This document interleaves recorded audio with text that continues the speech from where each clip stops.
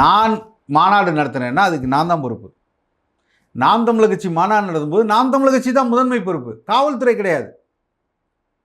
புரியுதுங்களா? காவல்துறை தாண்டி நாம் தமிழர் கட்சி நம்பி நாம் தமிழர் கட்சி தலைவர் பேசுவார், நாம் தமிழர் கட்சி கூப்பிடுதுன்னு அழைப்பு விடுத்ததுக்கு யார்? என் வீட்டு தேவைக்கு ஒருத்தர் நான் அழைச்சேன்னா நான் தான் பொறுப்பு. என்ன நம்பி தான் அவங்க வந்தாங்க. அந்த முதன்மை பொறுப்பே நீ எடுத்துக்க மாட்டீங்க. என்னை பார்க்க வந்து உயிரிழந்துட்டாங்கிற வார்த்தையே சொல்ல மாட்டீங்களே. அதுக்கப்புறம் நீங்கள் காவல்துறை வந்தாங்க, அப்புறம் காவல்துறை வர வேணான்னு சொல்லியிருக்காங்களே, ஏன் அதை மீறி உள்ளே போனீங்க?